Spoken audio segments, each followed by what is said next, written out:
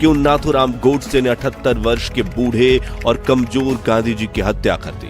और क्या वाकई में गांधी जी ने अपने जीवन का अंतिम उपवास पाकिस्तान को 55 करोड़ दिलवाने के लिए रखा था?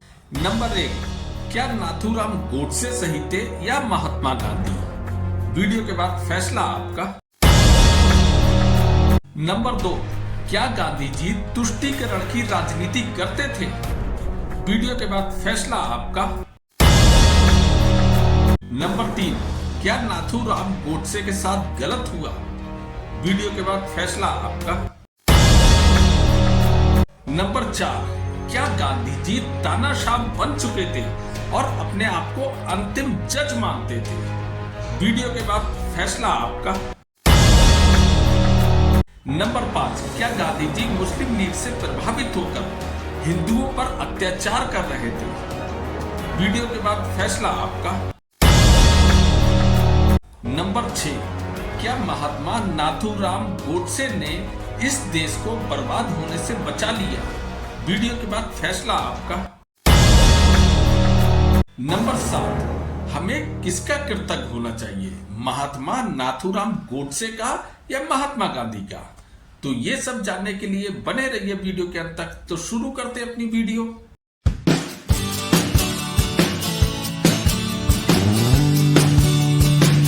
मैंने उस व्यक्ति पर गोली चलाई जिसकी नीति से हिंदुओं पर घोर संकट आए और हिंदू नष्ट हुए। इसलिए मैंने भारत माता का एक पुत्र होने के नाते अपना कर्तव्य समझा कि ऐसे व्यक्ति का अंत कर दिया। तो दोस्तों, ये जानना जरूरी है कि आखिर नाथूराम गोडसे को गांधी जी को गोली मारने की जरूरत क्यों पड़ी? क्या नाथूराम गोडसे कोई आतंकवादी था? क्या नाथूराम गोडसे कोई गंभीर अपराधी था? क्या नाथूराम गोडसे कोई देशद्रोही था? जी नहीं, नाथूराम गोडसे भी उतना ही बड़ा देशभक्त था जितने बड़े देशभक्त गांधी जी कहे जाते रहे हैं।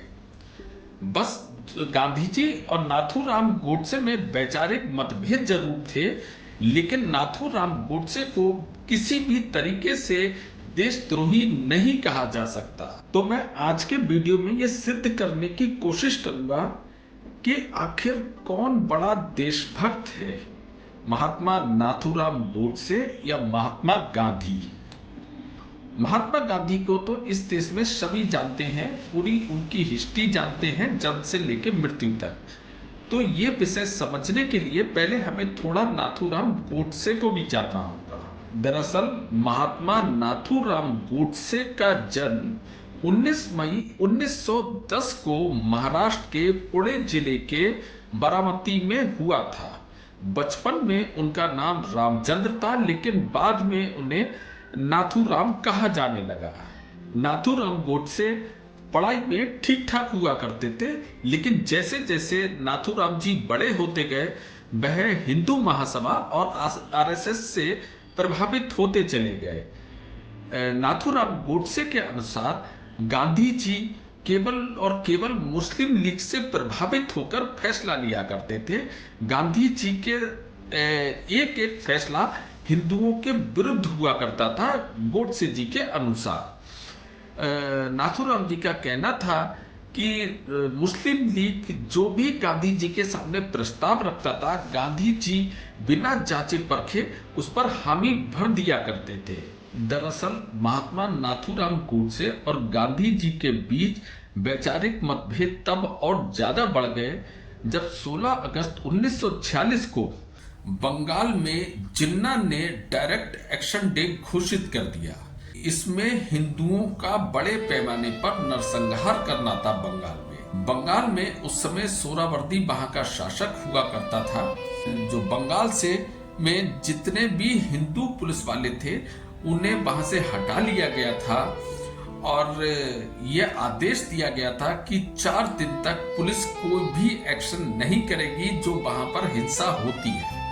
इस डायरेक्ट एक्शन डे पर हिंदुओं का इतने बड़े पैमाने पर नरसंहार करा गया था, जिसमें करीब 20,000 हिंदुओं की हत्या की गई थी, उन्हें जलाया गया था, महिलाओं के संग में बलात्कार करा गया था। यहाँ तक कि जो छोटी छोटी बच्चियां थी जो स्कूल में पढ़ा करती थी, उनके हॉस्टल पे इन मुस्लिम लीग के लोगों ने हमले कर कर उनका बलात्कार करा, उनके बक्षस्थल काटे और उनकी नंगी लाशों को उनकी खिड़कियों पर लटका दिया गया था। कहते हैं ना कि जब कोई आतंक होता है या जब कोई असुर तांडव करते हैं तो वहां पर कोई ना कोई देवता भी जन्म जरूर लेते हैं या भगवान का अवतार जरूर होता है। उसी नोबाखाली नरसंहार के समय में वहां पर गोपाल पाठा नाम का एक व्यक्ति रहता था जो पेशे से कसाई हुआ करता था।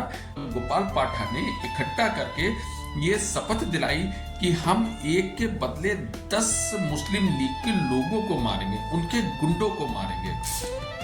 और जब गोपाल पाठा ने पलटवार करा, उन लोगों को मुस्लिम लीग के गुंडों को मारना शुरू करा जो कि बहुत बड़ी तादाद में बंगाल में घुस चुके थे, तो उनके पैर उखड़ते चले गए और वो बुरी तरीके से भागने लगे और उन्हें पकड़ पकड़ के गोपाल पाठा और उनके लोग मारने लगे। तब जाकर कहीं हिंदुओं की रक्षा हो पाई थी। अगर गोपाल पाठा उस समय ये एक्शन नहीं लेते तो बंगाल में एक भी हिंदू नहीं रहता। और जिन्ना का जो मकसद था कि बंगाल में सारे हिंदुओं को खत्म कर दो ताकि बंगाल को पाकिस्तान में मिलाना आसान हो जाए, उसे पाकिस्तान में मिलाया जा सके। गांधी जी तब तक चुप बैठे रहे जब तक हिंदुओं का नरसंहार होता रहा। उनके मुंह से एक शब्द भी नहीं निकला, जबकि गांधी जी को इस बात की पूरी जानकारी थी। लेकिन जैसे ही गोपाल पाठा ने पलटवार शुरू करा, गांधी जी तिलमिला उठे और दौड़कर सीधे बंगाल चले गए और गोपाल पाठा और उनके लोगों से हथियार डालने को कहने लगे और अहिंसा का पाठ पढ़ाने लगे। इस बार गोपाल पाठा ने ये बात कही भी थी गांधी जी से कि गांधी जी, जब हमारे लोगों को मारा जा रहा था, औरतों का बलात्कार हो रहा था, लोगों के बक्षस्थल काटे जा रहे थे, नंगी लाशों को लटकाया जा रहा था, तब आपने एक वक्तव्य भी नहीं कहा। जब हमने पलटवार करा, जबकि हमने पहले कुछ नहीं करा था, तो आप हमसे हथियार डालने के लिए कह रहे हैं। तो इसी विचारधारा को नाथूराम गोडसे गलत माना करते थे। उनका सीधा ये मानना था कि गांधी जी केवल एक तरफा काम करते हैं, वह केवल और केवल मुस्लिम लीग से प्रभावित थे और हिंदुओं के विरुद्ध कार्य करा गया। इसके अलावा बंगाल की एक महिला गांधी जी के आश्रम में पहुंची और उसने गांधी जी से कहा कि गांधी जी, मुस्लिम लीग के लोग हमारे यहाँ आके जबरन औरतों को उठा ले जाते हैं, उनका बलात्कार करते हैं, जो पुरुष लोग हैं उन्हें मारा करते हैं मुस्लिम लीग के लोग और उनके गुंडे। तो इस पर गांधी जी ने केवल अपना माथा पकड़ा और थोड़ी देर सोचने के बाद बोले, अगर कोई भी तुम्हारा बलात्कार करने की कोशिश करे तो तुम दांतों के बीच अपनी जीभ को दबाकर अपनी आत्महत्या कर सकती हो। मतलब ये सोच गांधी जी की हुआ करती थी। इसके अलावा गांधी जी ने हिंदू मंदिर में जाकर कुरान पढ़ना शुरू कर दिया। इसके बाद वहां पर एक महिला ने इसका विरोध किया तो गांधी जी ने यह हवाला दिया कि सब धर्म एक समान है। इस पर वहां पर कुछ लोग और इकट्ठे हो गए।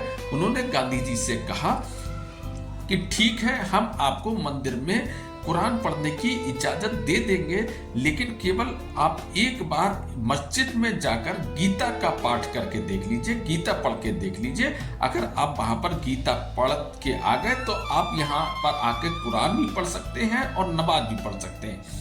इस पर गांधी जी बहुत ज्यादा नाराज हो गए और उन्होंने उन सब लोगों जो उनका विरोध कर रहे थे उनके विरुद्ध FIR दर्ज करा दी और उन्हें गिरफ्तार करवा दिया।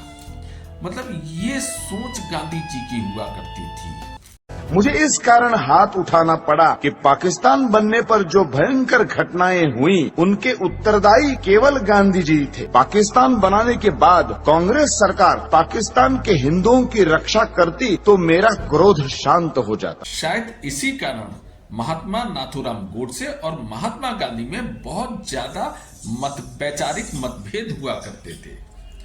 महात्मा नाथूराम गोडसे अखंड भारत का सपना देखा करते थे, जबकि गांधी जी ने अंदर ही अंदर भारत के विभाजन को होते हुए देखा था, जिसको नाथूराम गोडसे कहीं ना कहीं सहन नहीं कर पाए। उनका पूरा मानना था कि भारत देश का जो विभाजन है वो महात्मा गांधी के कारण ही हुआ था, जबकि और जिस कारण बहुत ज्यादा हिंदुओं का नरसंहार भी हुआ था। दरअसल एक बार महात्मा गांधी ने ये कहा था, भारत देश का विभाजन मेरी लाश पर होगा, जिसका जनता ने खुला समर्थन करा था। और जो पाकिस्तान का जो एरिया है, जो समय रहते हिंदू लोग अपनी जान बचा सकते थे, वो गांधी जी के केवल इस बात पर पाकिस्तान में ही रुके रहे कि गांधी जी इस देश का विभाजन नहीं होने देंगे। और रातों रात गांधी जी ने भारत के विभाजन पर सहमति दे दी, जिस कारण वहां पर पाकिस्तान में रहने वाले हिंदू वहां फंस गए और जिनका बड़े पैमाने पर नरसंहार शुरू कर दिया गया। करीब 15,000 सिखों को मार दिया गया, बहुत बड़े पैमाने पर हिंदुओं को मारा गया, बहुत सारी हिंदू औरतों का बलात्कार किया गया, जबरदस्त पाकिस्तान में तबाही मचाई गई, जिस पर गांधी जी ने कोई एक्शन नहीं लिया, एक शब्द तक नहीं कहा। गांधी जी ने एक बार भी विरोध नहीं करा कि बंटवारे का मतलब ये नहीं होता है कि वहां पर आप हिंदुओं को मारो, या गांधी जी को समय रहते उन हिंदुओं को वापस बुला लेना चाहिए था भारत में। इस सब के बावजूद भी जब पाकिस्तान कश्मीर पर लगातार हमले करने लगा आजादी के बाद, और जिस कारण सरदार वल्लभ भाई पटेल ने पाकिस्तान के जो 55 करोड़ राशि पाकिस्तान को दी जानी थी उसको होल्ड पर डाल दिया कि जब तक पाकिस्तान कश्मीर पर हमले करना नहीं बंद करेगा तब तक हम इसको 55 करोड़ नहीं देंगे।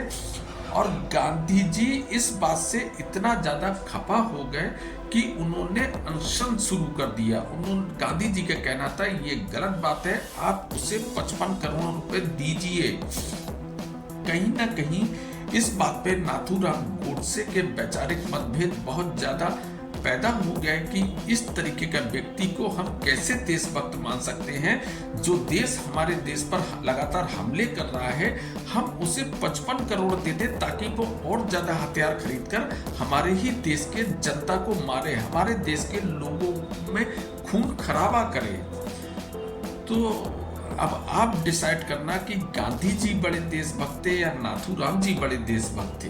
प्रतिदिन सहस्त्रों हिंदुओं का संहार होता था, 15,000 सिखों को गोलियों से भून दिया गया, लाखों हिंदुओं को धर्म बचाकर भागना पड़ा। 40 मील लंबा हिंदू निराश्रितों का जत्था हिंदुस्तान की ओर आ रहा। हिंदुस्तान शासन इस भयानक कृत्य का कैसे भयानक निवारण करता था। गांधी जी इस हद तक तुष्टीकरण की राजनीति में संलिप्त थे, जो हिंदू उधर से बड़ी मुश्किल से अपनी जान बचाकर आए थे, सारी अपनी संपत्ति छोड़कर आए थे, सब कुछ खो चुके थे, खाली हाथ थे। जब उन्होंने यहाँ पर आकर आश्रय मांगा तो गांधी जी ने उस पर कोई ध्यान नहीं दिया। जब वह मस्जिद जो खाली पड़ी थी उसमें जब उन्होंने रात बिताना चाहिए तो गांधी जी ने इसका भी घनघोर विरोध करा कि एक धर्म विशेष की ये मस्जिदें हैं, आप इसमें रात नहीं बिता सकते। और यहाँ से जो मुसलमान गए थे पाकिस्तान, उनकी जो प्रॉपर्टी थी उन्हें भी हिंदुओं को नहीं लेने दिया गया, उसमें वक्फ बोर्ड बनाकर वो उन्हें ही वापस दे दी गई।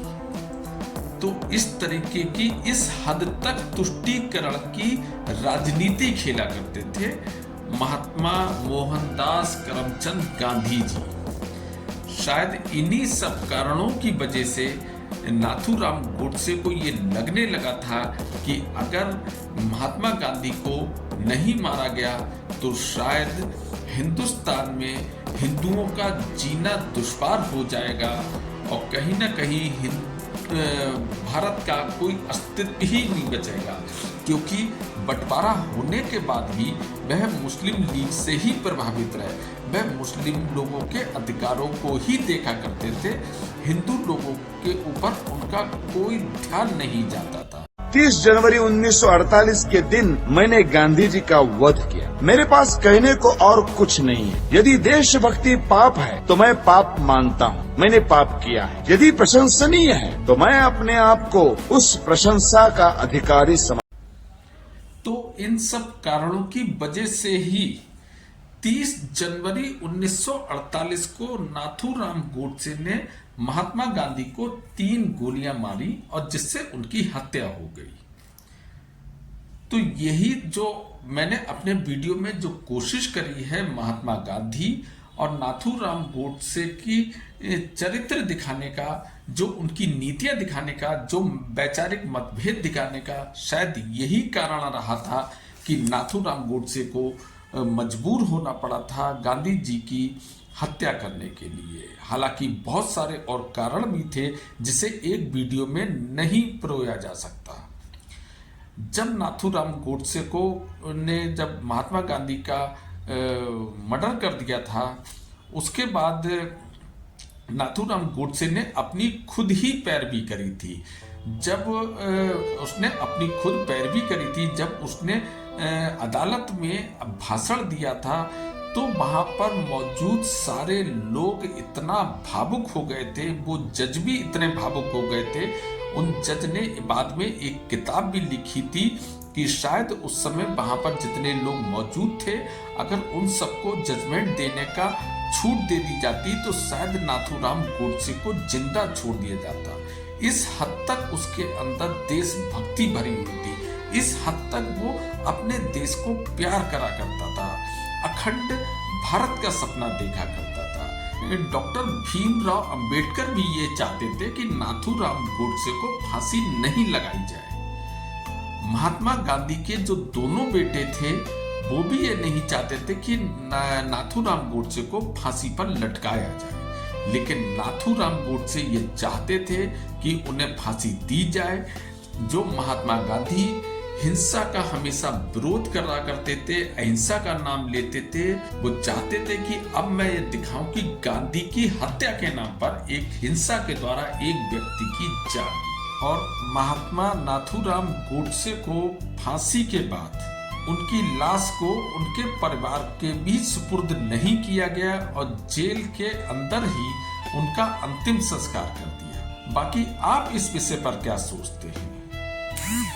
आपकी क्या राय है? क्योंकि आपकी राय भी मायने रखती है। आप अपनी राय को कमेंट्स बॉक्स में जरूर व्यक्त करें। बाकी अगर मेरा वीडियो पसंद आया हो तो उसे लाइक करें, शेयर करें और अगर हो सके तो मेरे चैनल को सब्सक्राइब करना ना भूलें। बाकी फिर मिलते हैं अगले शनिवार को एक नए विषय के साथ। तब तक के लिए थैंक यू वेरी मच। नमस्कार।